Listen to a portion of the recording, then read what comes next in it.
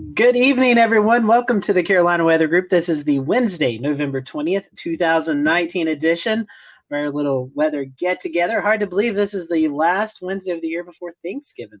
Next Thursday's Thanksgiving.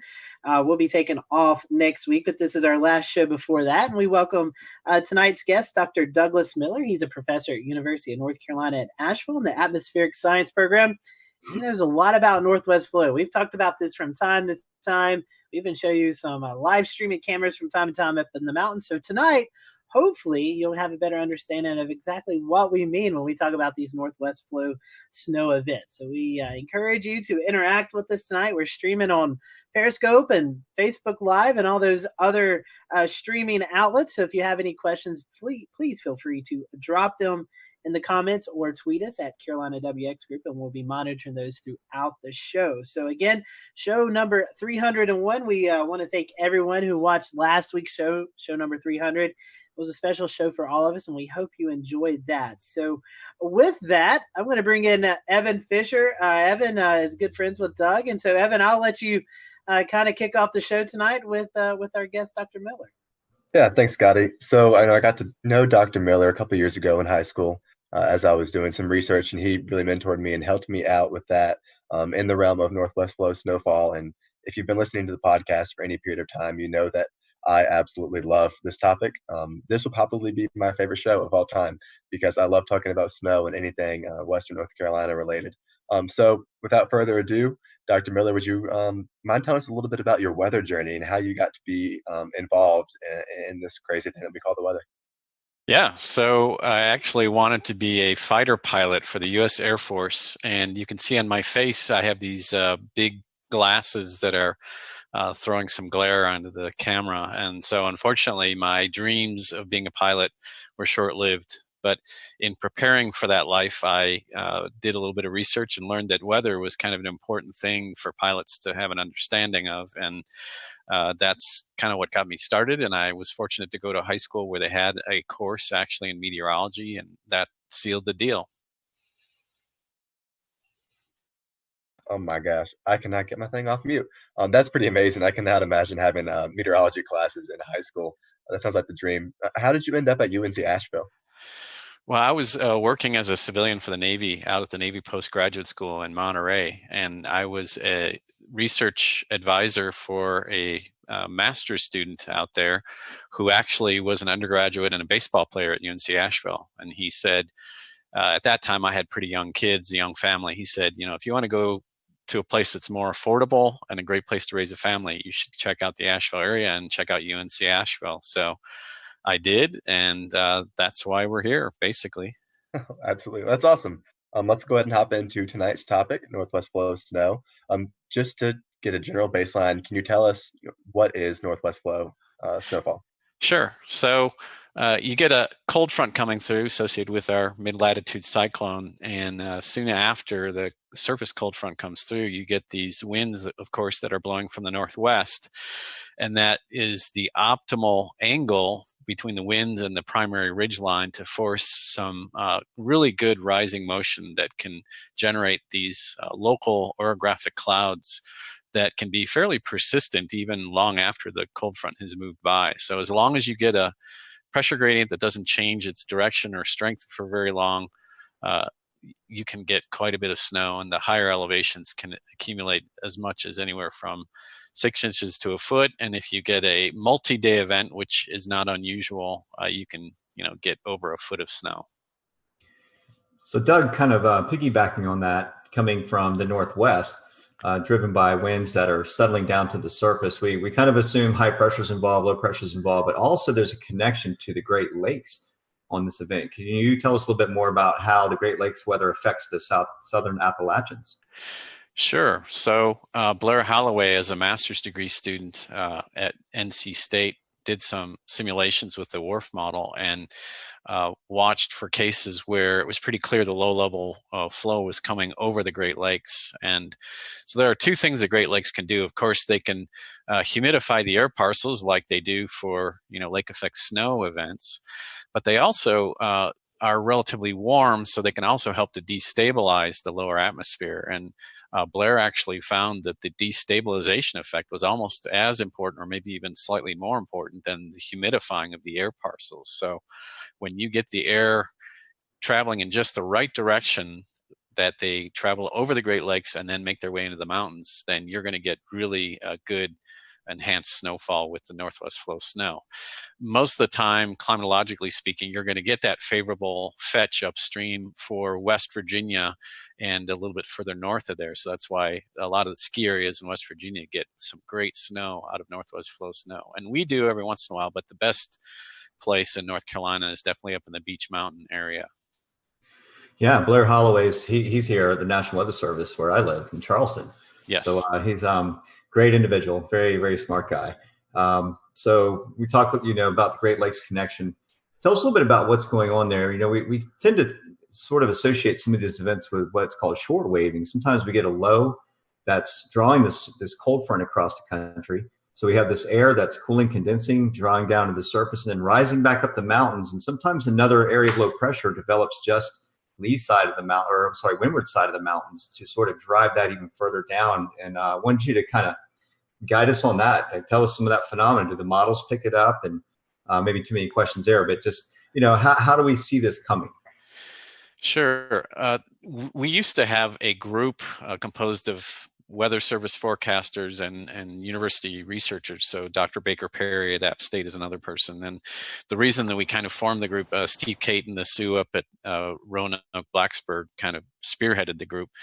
The reason we had that group is because at that time in the early 2000s, the models really didn't do a very good job. It was really a mesoscale effect, and the models at that time didn't have the resolution to do a very good job. So it was really basically trying to understand some of the physics, some of the microphysics, and the ideal scenario is you get a low that kind of forms near the mountains and then tracks up and kind of hangs out, hangs out up in Maine. And then as you mentioned, the anticyclone building behind the cold front, if you can get that to kind of build with the ridge axis kind of in the Mississippi Valley, then you can set up the optimal pressure gradient strength and orientation with those two features to get northwest flow snow for as long as possible. Now, every once in a while, you do get a lee cyclone that can form on the North Carolina side of the mountains, and that can help enhance things. But that tends to be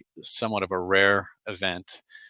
But it's primarily the cyclone up over Maine and then the anticyclone building in the Mississippi River Valley that really helps to get the favorable conditions. So, Dr. Miller, you're kind of given some specific locations like Beech Mountain, but what are the areas that most often see these events throughout the wintertime?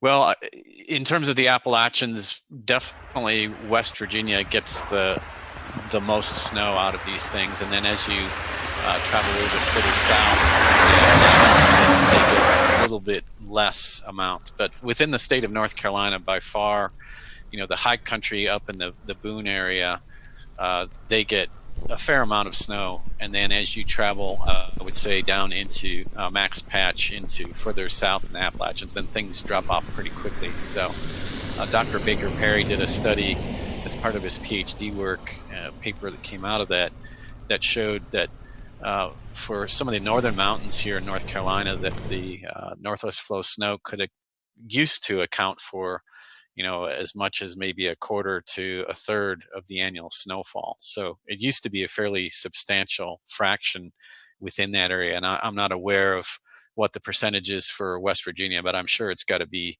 higher than that, at least 50%. Can I hop in here real quick, Scotty, before your question and ask? Yeah, so you're saying used to. Has there been a downtick in frequency in these events? Well, one of Baker Perry's recent graduate students, who's now a PhD student for Dr. Conrad at Chapel Hill, Montana Eck, he, in his study, found that the occurrence of snow in general seems to be dropping off. And, for us snow fans, we've been kind of noticing that trend since we got kind of into past the 2010, 2011 winter. So the question, of course, is it linked to our changing climate, or is it something that's just kind of a blip on the radar? So the jury is still out, but we haven't been seeing as frequent classic northwest flow snow, I would say, in the last 5 years as we had been seeing earlier. Yeah, absolutely. We had Montana on earlier this year. We didn't really talk about Northwest Flow snow all that much, so we may have to have him back on to talk about that study at some point. Yeah, absolutely. It's very interesting. And speaking of Montana, he was born in McDowell County. So next question's for the Foothill locations. And even, I think you were telling us before the show, you kind of live in the South Asheville area. Occasionally, we can see those snow streamers make it off the mountains and even affect portions of the foothills. Is that correct? Right. So when you read the GSP discussion and the Roanoke discussion, they talk about the chances of spillover. So if you get the gradient just right and you get the destabilization just right, you can get these kind of longitudinal snow bands that can push the snow beyond the primary ridge line along the Tennessee-North Carolina border. So you have to have some really strong winds. So that, of course, implies a pretty good pressure gradient. And if you can get that banding going, then those bands can set up in one spot for quite some time. So you can get a fair amount of accumulation if you happen to be underneath those bands. And we had some time where we would go up to Avery County and launch weather balloons while these things were happening. And it's kind of spooky when you're under the band. You, of course, are getting tons of snow. And then you look over to the horizon in the sky and you can see the moon. So these bands are very narrow and very intense in snowfall. And then not very far away on either side of the sky, you're seeing stars and you're seeing the moon. So it's kind of a weird feeling. But yeah, when you get that spillover effect in these strong bands, you can even get some snow accumulation in the foothills, but that tends to be a fairly rare occurrence.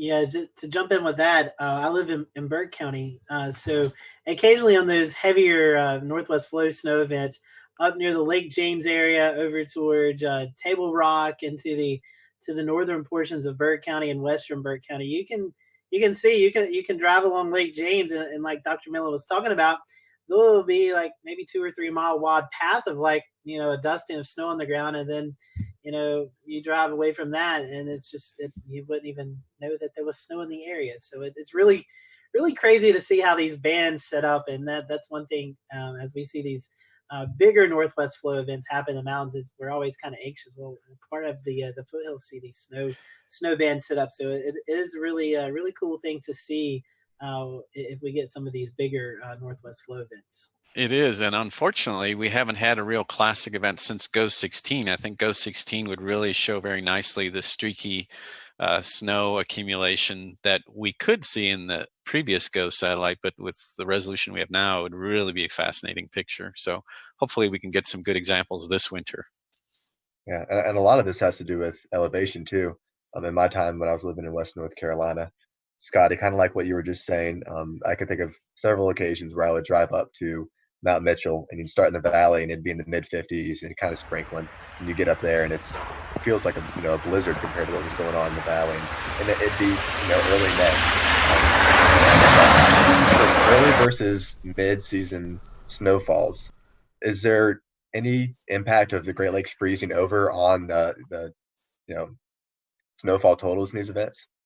There absolutely would be if we have a favorable fetch with the air parcels coming over the Great Lakes.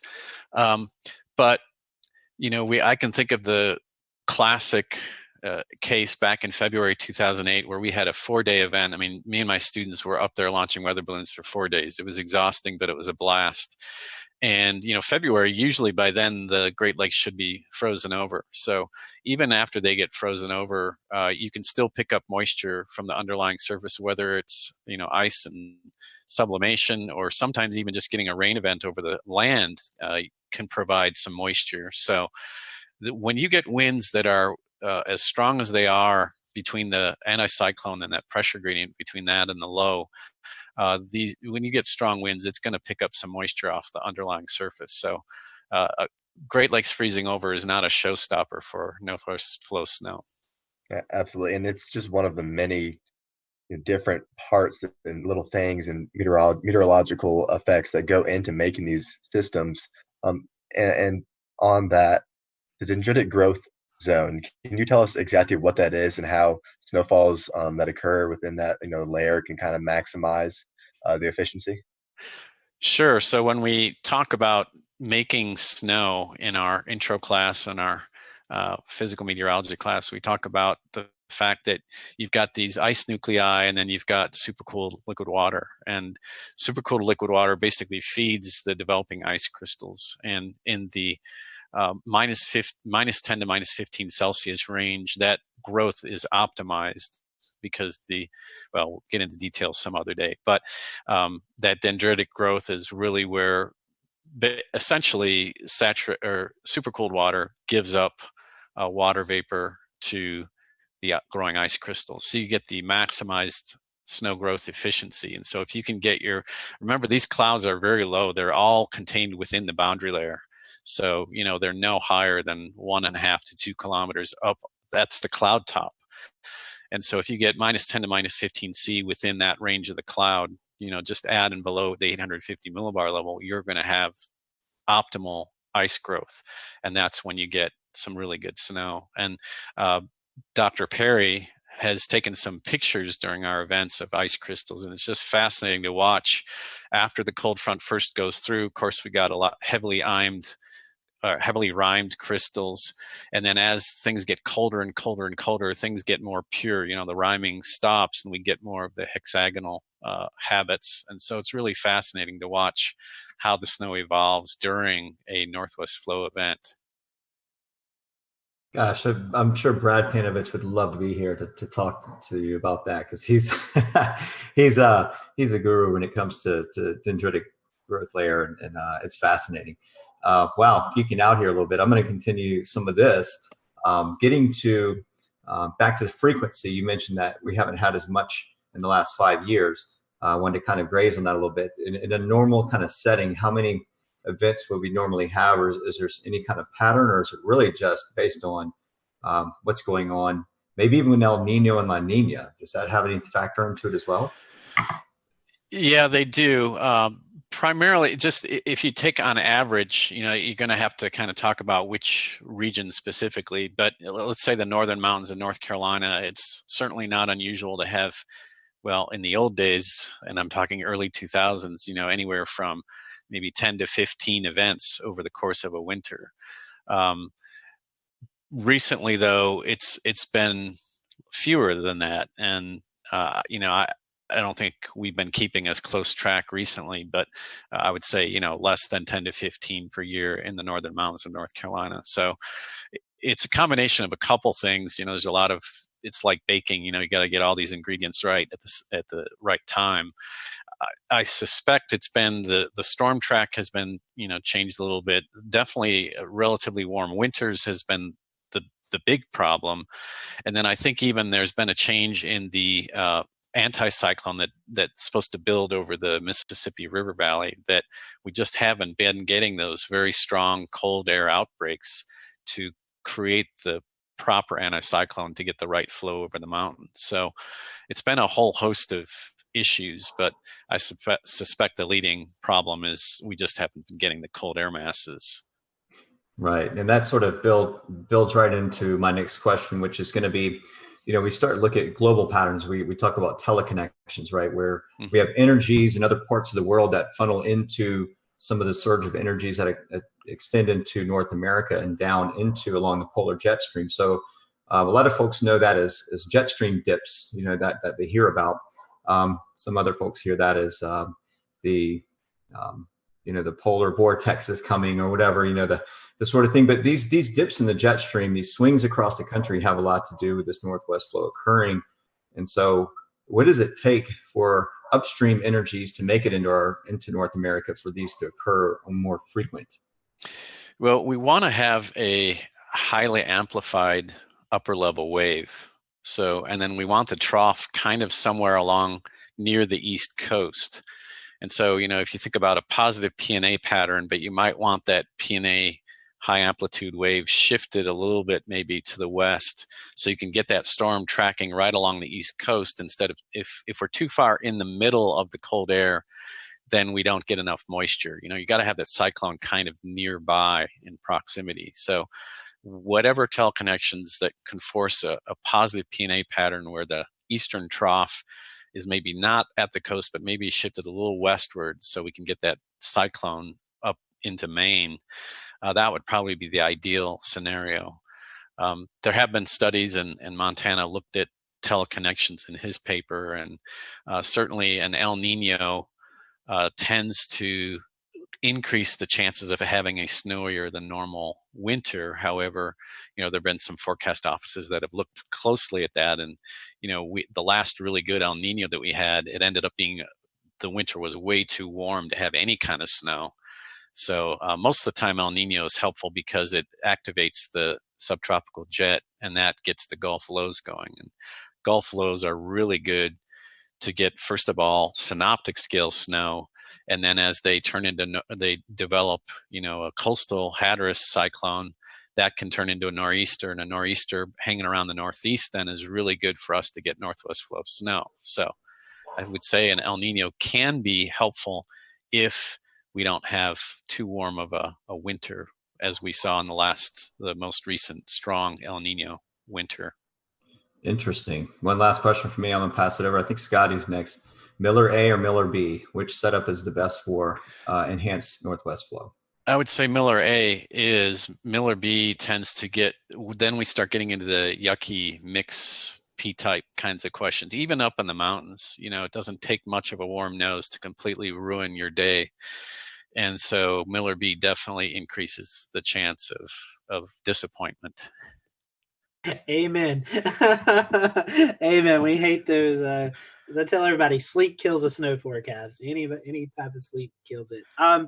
Speaking of, we saw a little bit of northwest flow last night, and it was kind of hard to depict on radar. In fact, we were mentioning earlier before the show started, GSP had kind of tweeted out, "Hey, is anybody seeing any snowfall?"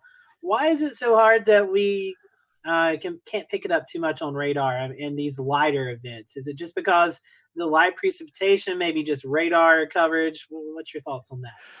Well, we have noticed, when they made the changeover to dual polarization on the 88D network, you trade one thing for another thing. So you get the benefit of the dual polarization, which of course tells you what the particles look like, but the price you pay for that is that the reflectivity sensitivity goes down.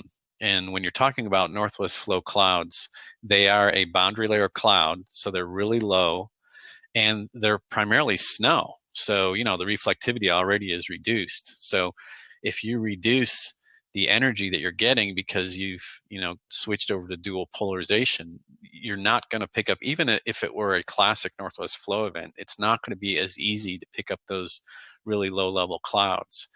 So last night's event was just warm. So, and I don't think that the dynamic forcing was there. So whatever clouds were generated were definitely very low, but also very thin. And so the chances of having any interaction with the microwaves bouncing into any hydrometeors was pretty low. And so I think that's why GSP was trying to get some boots on the ground observations, because they recognize that these cloud tops are probably way too low, with the mountains interfering with their, the lowest scan. And I would like to interject here and say that's why we recommend everyone download the free app MPing. It's basically, you can tell us what the weather is doing in your area. And I actually was looking at it last night, saw a few snowflake reports up in the mountains. So that's why I was like, I wonder if it's snowing. Then a few people actually had tweeted some pictures. But the MPing app, just a little plug for that. Great app to download. It's free, and you can just tell us what's going on in your neighborhood. And it kind of helps us forecasters, meteorologists, know what's going on, so we can better forecast the current conditions. So. And I love that app because we sometimes need to know if we're going to launch a weather balloon or not, and we don't want to do it in cold rain. We want to do it after it's starting to snow, and if we can see the snow obs are starting to move closer and closer to our area, we'll delay a weather balloon launch. So it's very useful. I want to keep this radar conversation going. So there used to be a smaller radar on Poga Mountain. I'm saying that correct, and that may still be where you launched soundings from. I'm not sure. Can you tell us a little bit about the station you had set up there? Yeah, so this was a upward pointing radar, and it was property of Dr. Sandra Uter at NC State. And so it doesn't scan the way an 88D does. It's just upward pointing. And so it tells you both the size of the particles and basically gives you reflectivity, but it also is able to give you the fall speed. And so through that, you can kind of tease out whether it's a liquid, raindrop or ice. So it's a great way of, it's powerful and intense enough that it can give you the full profile of the cloud. So you can see both the cloud top and cloud base. And of course it's running all the time. So any cloud that goes right overhead, you're watching the full evolution of what's coming in and what's gone past. So it's a great way of seeing how the cloud is changing from primarily liquid particles to ice particles. And so it's a fascinating tool to watch how these things, I guess, evolve with time. So it's a micro rain radar, MRR. So if you look that up, it's I believe a German company, and these days relatively inexpensive. So there are actually quite a few that are out there looking at snow events. That's pretty neat. So I want to transition away from some of this more techie talk and do something a little bit more fun for the viewers that are listening for sure. Can you tell us about your most memorable moment with Northwest Flow Snow? Yeah, so being up in Avery County by far had the most fascinating stories. And as I said, our February 2008 was a 4-day event. So we had tag team. When I brought up 3 students, and App State had a bunch of students. And fortunately, we had a place to stay so we could catch up on sleep. But there's nothing like waking up at 3 o'clock in the morning to the snow that's just coming down in droves. And you're walking down this mountain road hoping you don't slip and fall, and getting down from where we were sleeping just now to getting ready to be on call for the next 8 hours. And so the sensation of inflating a weather balloon at 4 o'clock in the morning with a goat chewing on straw right next in the stall right next to you in the barn was something I'll never forget. And then walking that balloon out and trying to hold on for dear life while you've got these 10, 15, 20 mile per hour winds and incredible wind gusts. These weather balloons are 6-7 feet in diameter, and when you've got winds howling like that, you're holding on to that balloon for dear life. And just really the adrenaline rush of getting the balloon going. It doesn't get caught in a tree, and you start watching the data come in. It's really fun and exciting to see that. So we've got some classic soundings that we've included in some of our papers, and it's just a really fun experience, and it's fun for the students too, because it's just don't get an opportunity to do that very often. Yeah, and you already mentioned in your research. Can you tell us a little bit about some of the research that you're working on now and what you have planned for the future? Yeah, it's Dr. Perry and I have talked for quite some time about trying to get a field project going, but if Northwest Flow Snow is going to become more and more of a rare event, then that idea may not happen. But basically doing some more model simulations. We're always doing weather balloon launches. Our current challenge now is helium is becoming so expensive, and making the change over to hydrogen is going to be a difficult sell at the university. So we have to figure that one out. But the model simulations of these things are always fascinating. And Hurricane Sandy was a really interesting event that there's so many things I could go back and look at that with that event that I'd like to try with our computer weather models. You're reading my mind on that. That's what I was going to ask next. Can you tell us a little bit about why Sandy was so unique? Well, of course, you've got the transition from a tropical system to an extratropical system. So moisture is not an issue with this thing.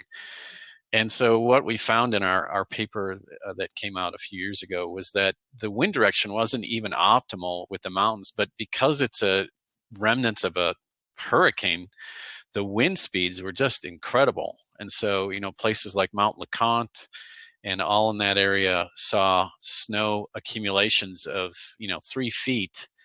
And then with the winds, the drifts got to be 4 or 5 feet. And so we're talking about a Halloween event where Mount Lacan is seeing, 4 to 5 feet of snow. It's just ridiculous.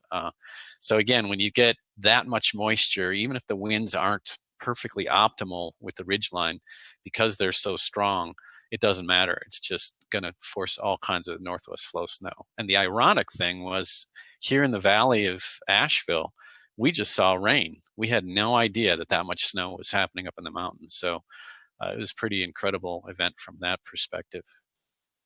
I've got one last question before I throw it back over to Scotty. When you're doing the research and especially looking at past events, how do you single out northwest flow events from weather station data? It's a lot of old-fashioned looking at weather maps. The real challenge can be when you've got a synoptically driven snow event and then the northwest flow snow comes in right after it.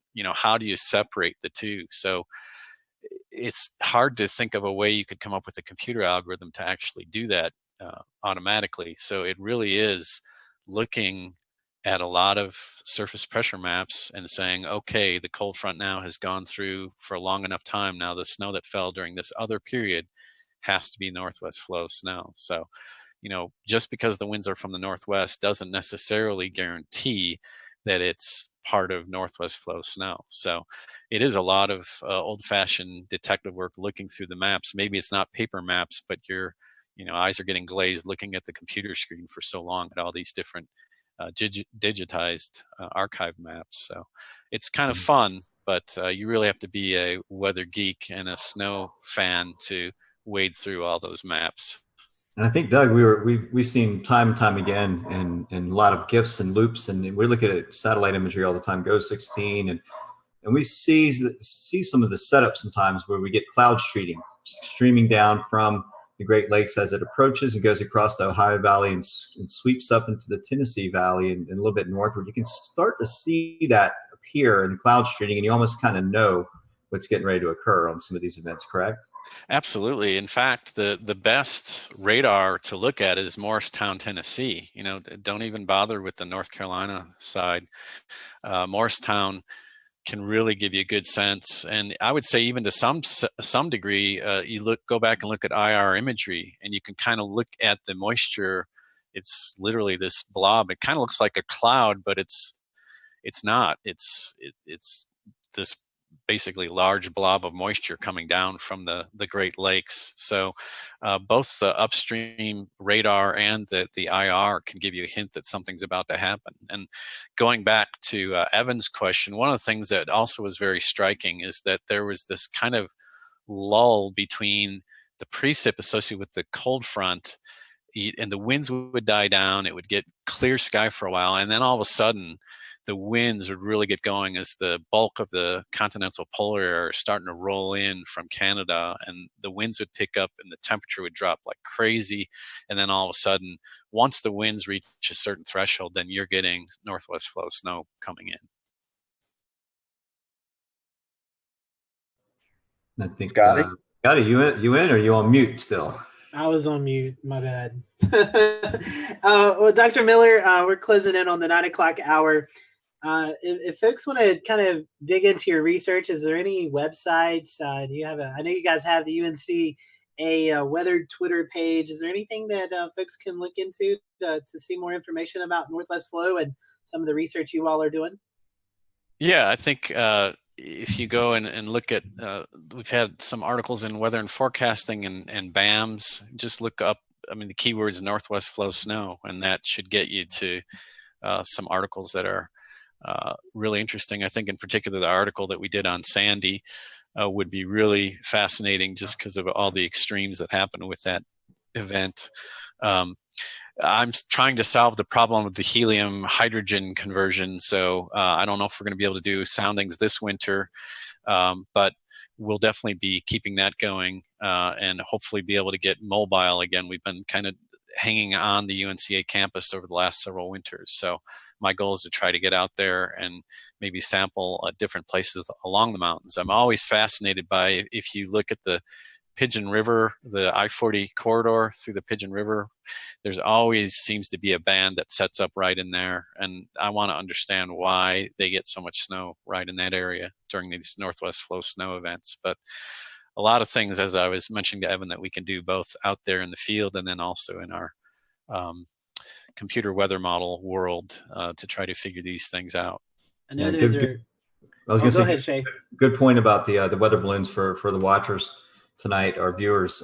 There's been a helium shortage for quite some time. It's been extremely difficult to get helium in the right places. So a lot of folks are starting to convert to hydrogen, which is a highly flammable. It's like we got to be kind of careful. So there's different laws about it. Like weather services or I think some of them are staying with helium, but it's an extremely difficult situation. And it's even affecting the weather services. I think NWS Charleston had to cut back on some of their soundings for a while. I'm not sure it's still going on. But yeah.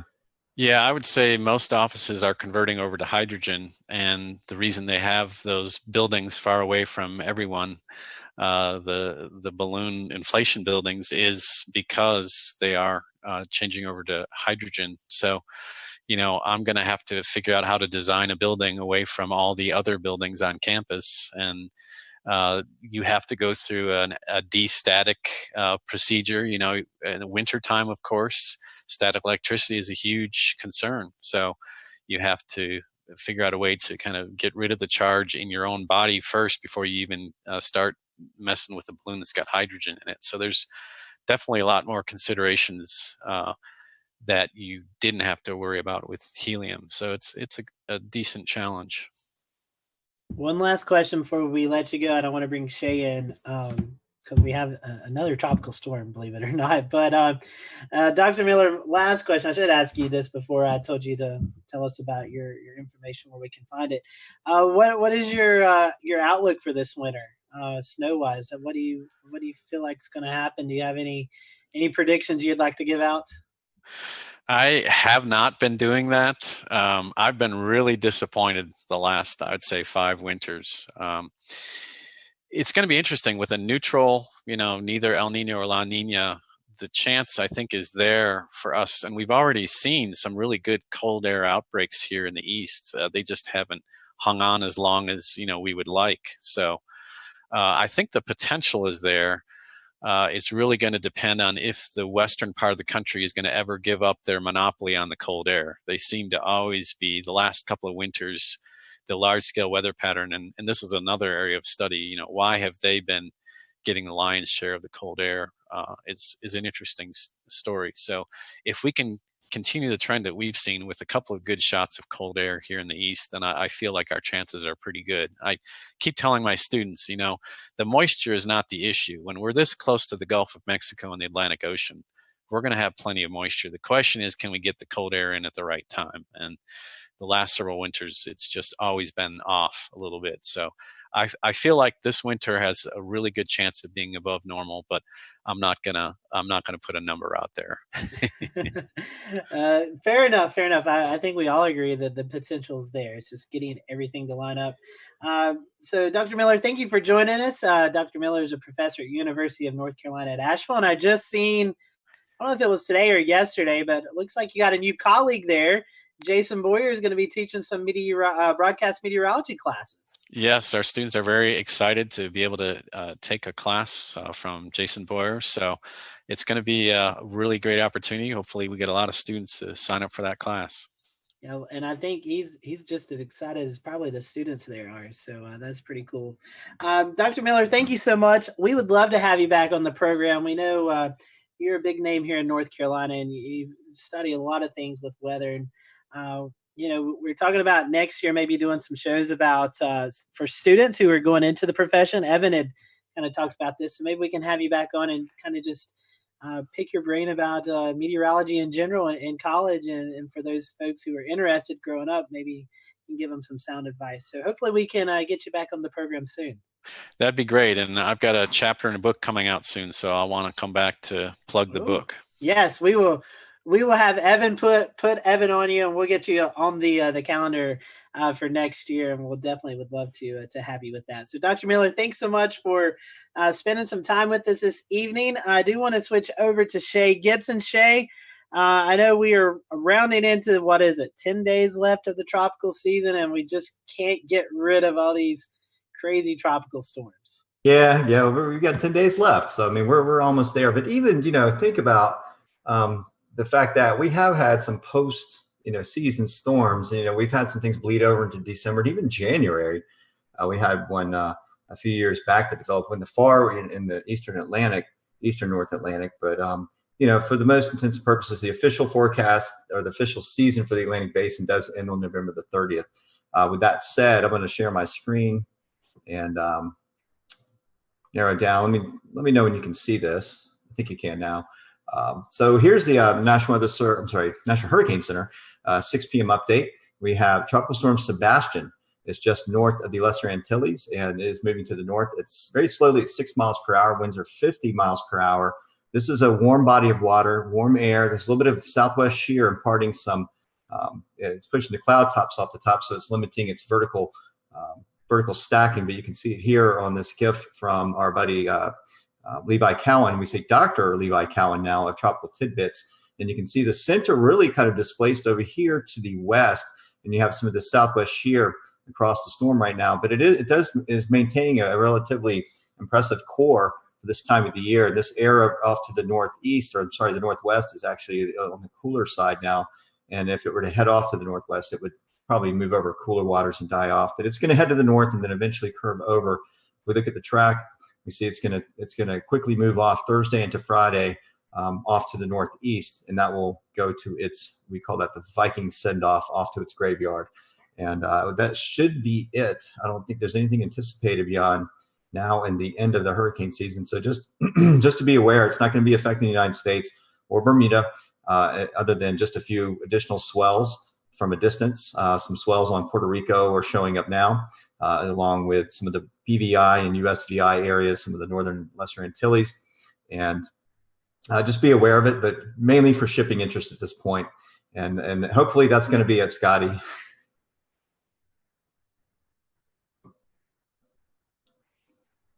He's back on mute again. You would think by the 301st show. I was doing two things at once. I was communicating with James. He said we got our news segment lined up, and I forgot to unmute my mic. So, 301 shows, and 6 years. 6 years, Scotty. We're still amateurs at this. All right, James. To you and the news, my friend. Aw, man, that makes it sound like I'm supposed to have epic news music or something to introduce this news segment. But hello from Charlotte, everybody, where I will add, it's a very nice night here. We take a live look outside. A new camera from our friends at WeatherStem in partnership with WCCB Television, giving us this lovely view of uptown Charlotte in real time. Looking forward to using this camera not only to watch the sky, but we can see the ground and the trees there. If we ever do get some snow in Charlotte, we got a great angle, and I think we even have some planes taking off from Charlotte Douglas International Airport in this particular angle tonight. It was real windy here in Charlotte over the weekends and across the Piedmont as we were watching that nor'easter roll on through. It was the hardest hit areas along the coast, though, that really will remember this near hurricane force wind gusts from this offshore nor'easter. Frying Pan Shoals Buoy coming in at 69 miles an hour over the weekend. 59 miles an hour in Joni Mercer Pier, Oak Island 49, Little River 49, Wilmington 47, Myrtle Beach about the same, but even inland Marion and Florence seeing wind gusts there at 45 and 39 miles an hour respectively. And like I mentioned, it was windy here in the Charlotte metro area as well too, so it was really an event that a lot of us saw. Scotty, did you see any breezy conditions from the storm up in the foothills? It was breezy from time to time, but nothing crazy. We were kind of on that periphery, just at the edge of the event. So, in fact, we were pretty sunny on Saturday when you guys was kind of sucked in with the clouds. But you definitely could notice the breeze, especially as the system pulled off to the north. We kind of got that northwest fetch of winds coming down the mountains, but overall it wasn't too bad. But yeah, it was a little breezy from time to time. Well, Hey, there's James, oh, go ahead, Shay, please. I'm going to hop in here and just share screen again real quick. Yeah, and these are preliminary reports that come out, or initial reports that come out, may not have all the data. They're still doing some reanalysis, but one of our stations, Oregon Inlet, caught 60 miles per hour on Saturday. So, I mean, all the stations in our mesonet along these coastal areas, Jeanette's Pier being one. And let me see if I can archive back to Saturday. I think we got up to 60 miles an hour there too. So some of these stations, Frying Pan Shoal's a little high up. It's a little bit biased in its height. But the main thing here is that we had 60 mile an hour winds and gusts and sustained winds of tropical storm force for a long period of time.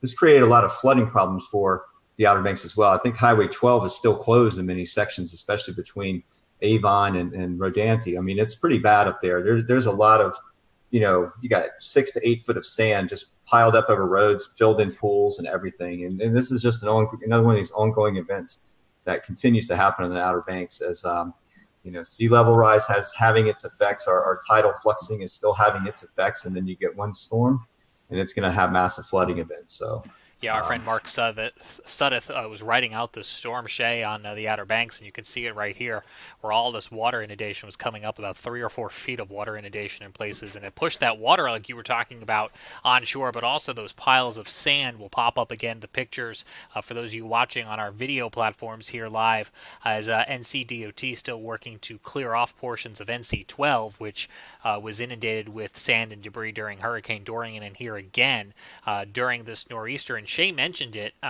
just that we had tropical storm force winds coming on through. This wasn't a tropical storm by definition, but the impacts were essentially the same. Ricky Matthews, our panelist Ricky Matthews, brought up a good point. I can't remember, it was on Twitter Friday or Saturday, but he's like, this is in all aspects almost a tropical storm that's affecting the Outer Banks, creating a lot of storm surge, but since it didn't have a name, it didn't really get a lot of attention, besides outside of the Carolinas. So the poor Outer Banks, I mean, there's not been major hurricanes that's hit through there this year, but it seems like this is the 4th or 5th event this year that they've seen a lot of storm surge damage, and obviously with the hurricane earlier this year, but just several storms like this throughout the year that's really caused some havoc out in the Outer Banks. Yeah, this is still early. We're not even in December and January yet. So these nor'easters, this is about the time of year they start to really crank up.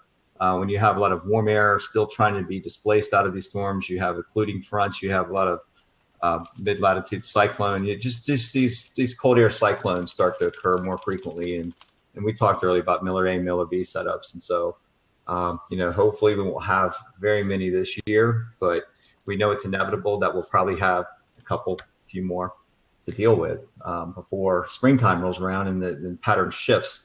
So we shall see. Did you guys see the other video that Mark Suddeth put out of the sea foam on the beach just rolling and tumbling in the winds?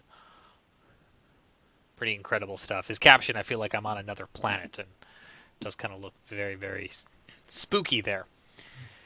Shifting gears a little bit, we've got another storm coming down the pipeline. This one could be here just in time for the Thanksgiving holiday. A map from First Warn Chief Meteorologist Brad Panovich shows us Wednesday at 8 o'clock here, and heavy rains moving through a large portion of the Carolinas, and more snow in the Midwest. Bringing our panel here and get your thoughts, guys, on we're still a week out. A lot could change, but it looks like we could be dealing with a horribly timed storm for all those people doing holiday travel.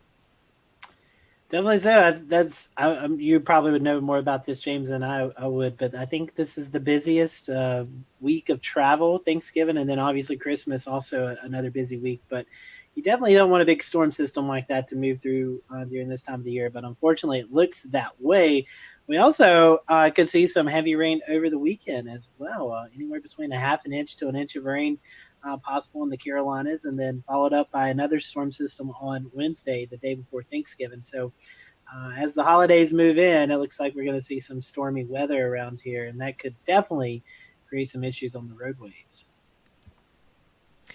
Yeah, we'll have to watch for that, and I do think this is one of the busiest, if not the busiest times of year to travel because it is such a short holiday window, and you can even see that we might get some warm air out ahead of this storm. So depending on the exact timing and setup, portions of the southeast may have to watch for a little severe weather to roll on through too as this storm then kind of pushes on through the region. So again, this is right now looking like Wednesday night. It's still a week out. Plenty could change. It could speed up. It could slow down. The intensities could change. But of course, we'll keep you posted on this throughout the weekend.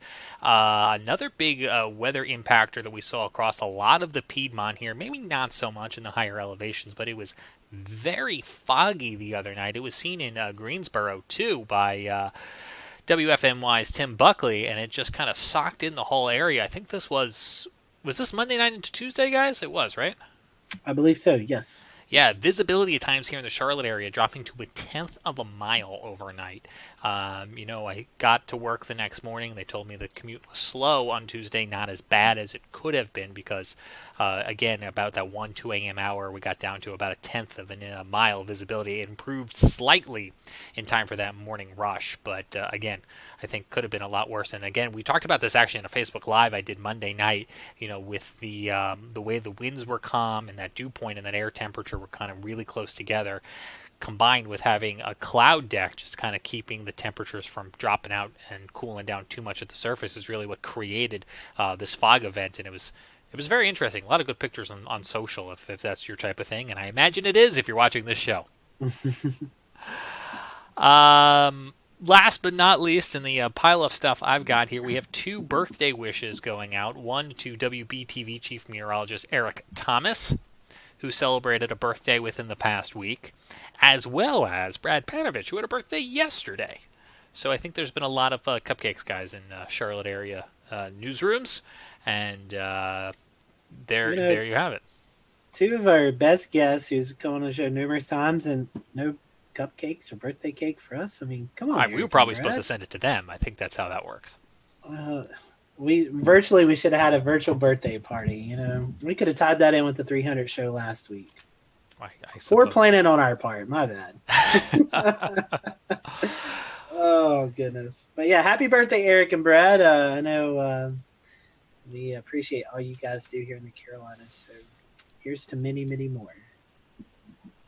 I enjoyed the sun today, by the way. It was nice. It was a nice sunny day. Finally. Finally a sunny day, and maybe one more tomorrow before more rain moves in for the weekend. So I don't want to make y'all too jealous, but we're supposed to push 70 degrees down here in Charleston. Well, that's going to do it for tonight. I can't stand to listen to any more of that.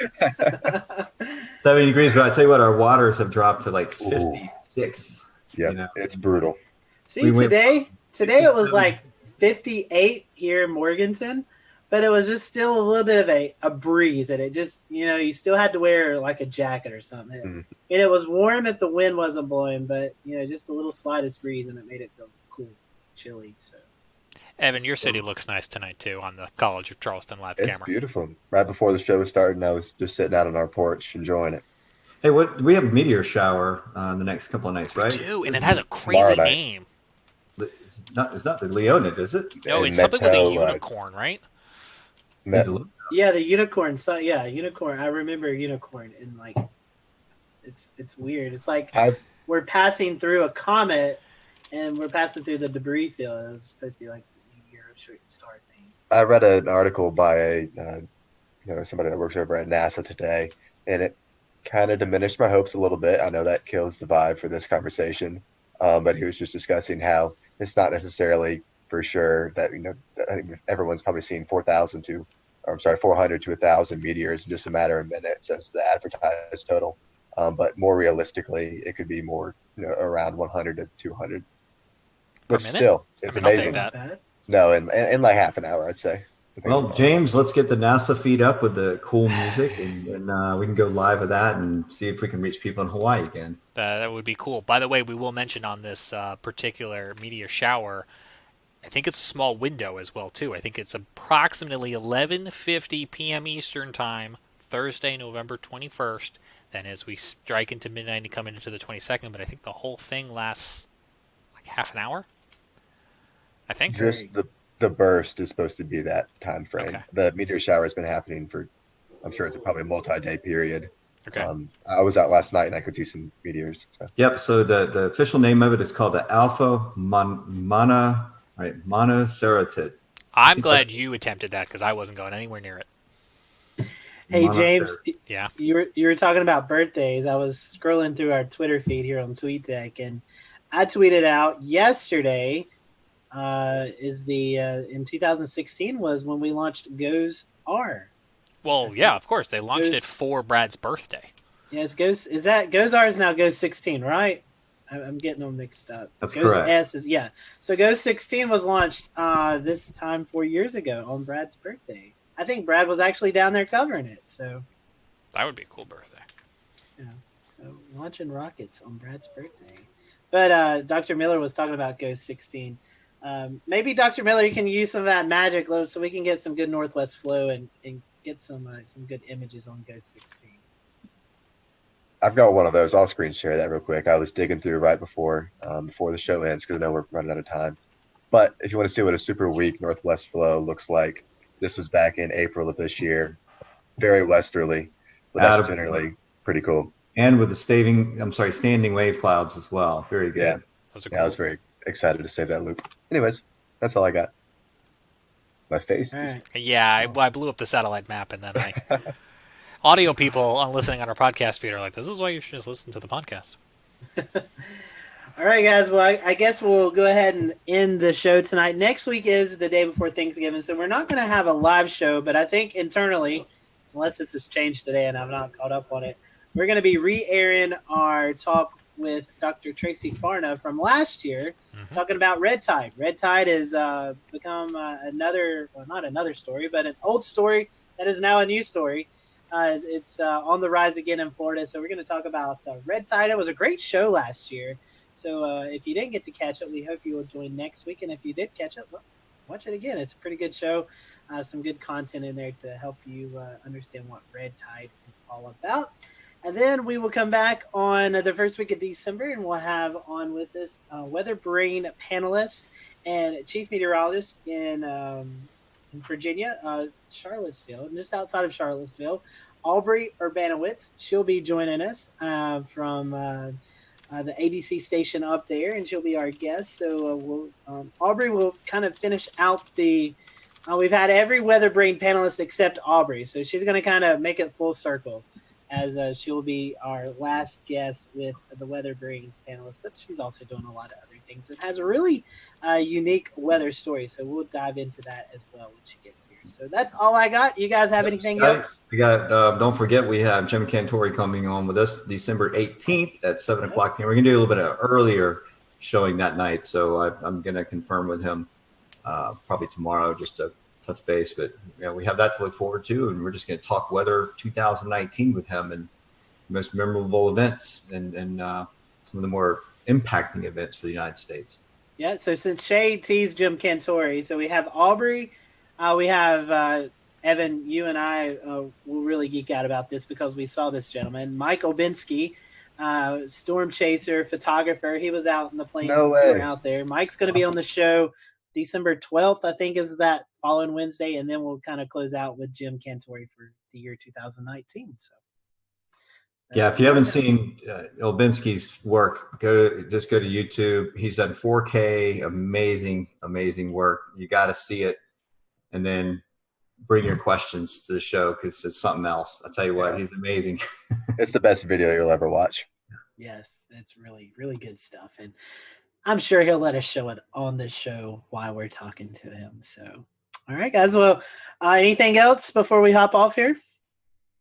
All right. Well, we hope you all have a great weekend. Have a safe and happy Thanksgiving. If you're out traveling, make sure that you're safe. Hey, if you are out traveling, send us some of your travel photos. We'd love to see them. Tweet them to us at Carolina WX Group. And if you see any interesting weather or anything like that, you can do that, and we'll be sure to respond and retweet them out. So until next time, we'll see you here on the Carolina Weather Group. We hope you have a great weekend and a great Thanksgiving, and we'll see you back in December.